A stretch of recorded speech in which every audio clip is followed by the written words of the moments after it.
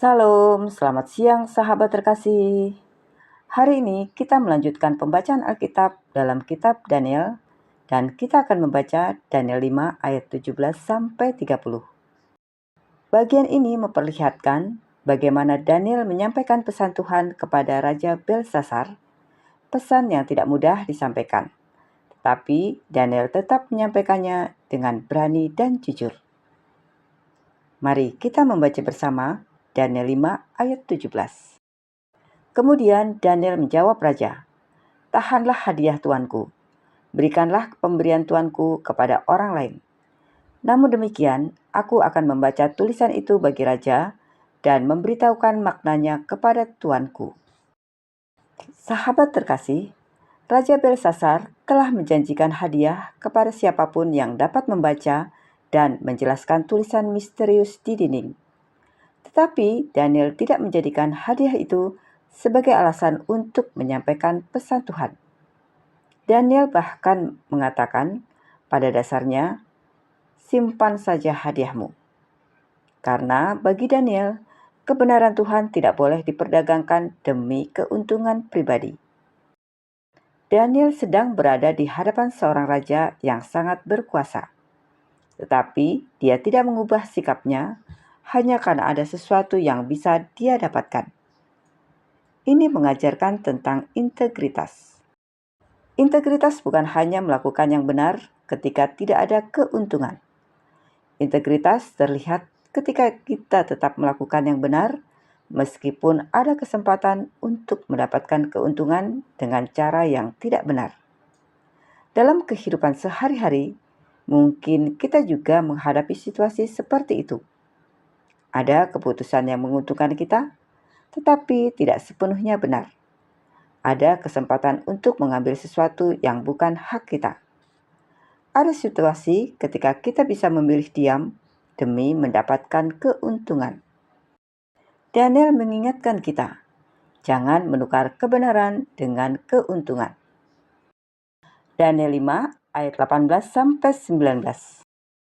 Ya Tuanku Raja, Allah yang Maha Tinggi telah memberikan kekuasaan sebagai Raja, kebesaran, kemuliaan, dan keluhuran kepada Nebukadnezar ayah Tuanku. Dan oleh karena kebesaran yang telah diberikannya kepadanya itu, maka takut dan gentarlah terhadap dia orang-orang dari segala bangsa, suku bangsa dan bahasa. Dibunuhnya siapa yang dikehendakinya, dan dibiarkannya hidup siapa yang dikehendakinya.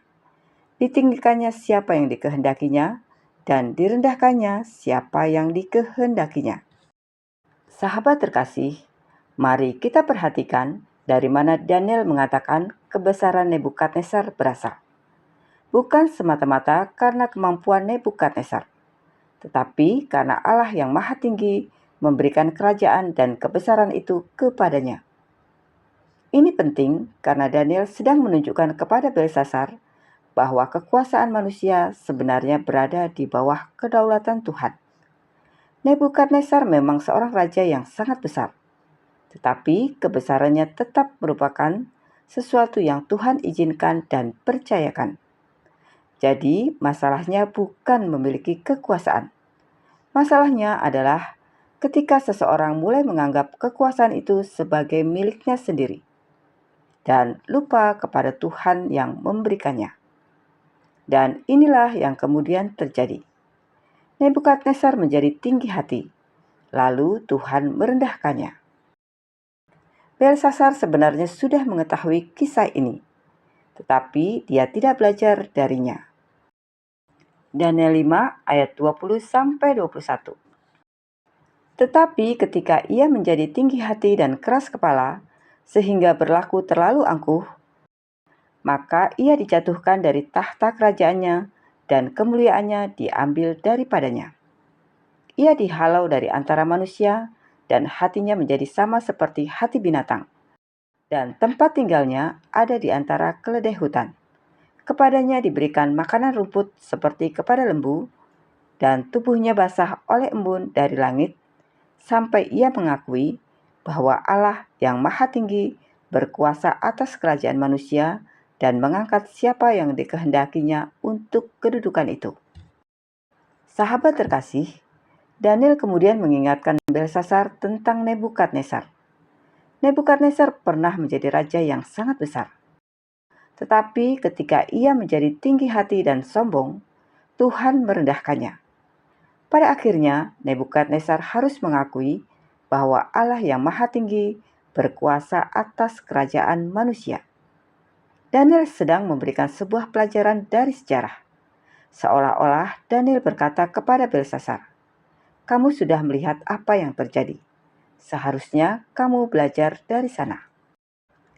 Tetapi ternyata Belsasar tidak belajar. Dan ini menjadi peringatan bagi kita. Daniel 5 ayat 22-23. Tetapi tuanku Belsasar, anaknya, tidak merendahkan diri, walaupun tuanku mengetahui semuanya ini. Tuanku meninggikan diri terhadap yang berkuasa di surga. Perkakas dari baitnya dibawa orang kepada tuanku. Lalu tuanku serta para pembesar tuanku, para istri dan para gundik tuanku telah minum anggur dari perkakas itu. Tuanku telah memuji-muji dewa-dewa dari perak dan emas, dari tembaga, besi, kayu, dan batu yang tidak dapat melihat atau mendengar atau mengetahui, dan tidak tuanku muliakan Allah, yang menggenggam nafas tuanku dan menentukan segala jalan tuanku.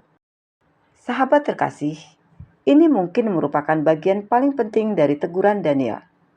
Belsasar mengetahui apa yang terjadi pada Nebukadnezar.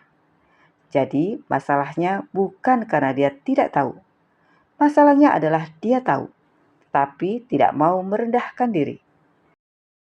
Daniel 5 ayat 24-28. Sebab itu ia menyuruh punggung tangan itu dan dituliskanlah tulisan ini. Maka inilah tulisan yang tertulis itu.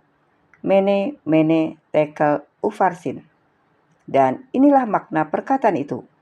Mene, masa pemerintahan tuanku dihitung oleh Allah dan telah diakhiri. Tekel, tuanku ditimbang dengan neraca dan didapati terlalu ringan. Peres, kerajaan tuanku dipecah dan diberikan kepada orang Media dan Persia. Sahabat terkasih, disinilah Daniel menjelaskan pesan yang Tuhan berikan. Belsasar mungkin terlihat sangat besar di mata manusia. Dia adalah raja. Tetapi ketika hidupnya berada di hadapan penilaian Tuhan, ukuran yang digunakan bukan jabatan atau kekayaan. Daniel 5 ayat 29-30. Lalu atas titah Belsasar dikenakanlah kepada Daniel pakaian dari kain ungu dan pada lehernya dikalungkan rantai emas. Dan dimaklumkanlah tentang dia bahwa di dalam kerajaan ia akan mempunyai kekuasaan sebagai orang ketiga.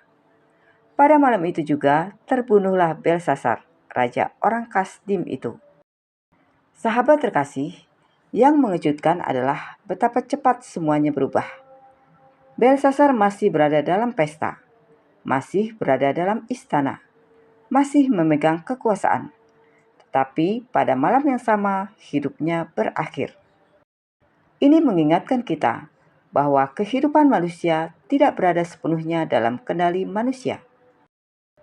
Karena itu, jangan menunda untuk hidup benar di hadapan Tuhan. Sahabat terkasih, Daniel 5 ayat 17-30 bukan hanya kisah tentang jatuhnya seorang raja. Ini juga menjadi cermin bagi kehidupan kita. Daniel menunjukkan integritas. Belsasar menunjukkan bahaya kesombongan. Dan tulisan di dinding mengingatkan kita bahwa Tuhan melihat kehidupan manusia dengan ukuran yang jauh lebih dalam daripada apa yang terlihat. Kiranya kita tidak hanya menjadi orang yang mengetahui firman Tuhan, tetapi juga orang yang membiarkan firman Tuhan itu mengubah kehidupan kita. Tetaplah rendah hati, tetaplah berintegritas, dan jangan pernah melupakan Tuhan yang memegang napas dan menentukan jalan hidup kita. Sahabat terkasih, mari kita berdoa bersama.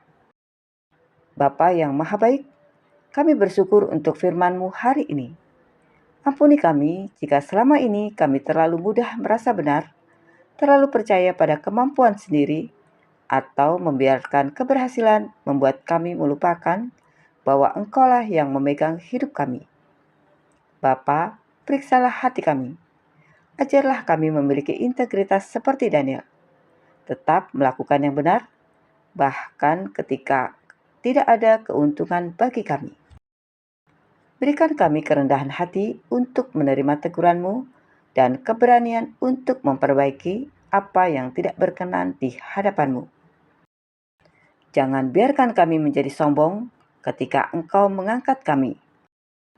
Dan jangan biarkan kami melupakan-Mu ketika hidup berjalan baik. Biarlah hidup kami berkenan di hadapan-Mu, bukan hanya terlihat baik di hadapan manusia.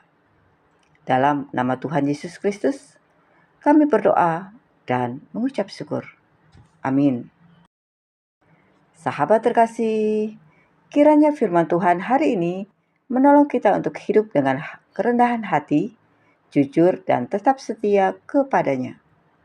Sampai jumpa di pembacaan Alkitab berikutnya. Selamat beraktivitas. Tuhan Yesus memberkati.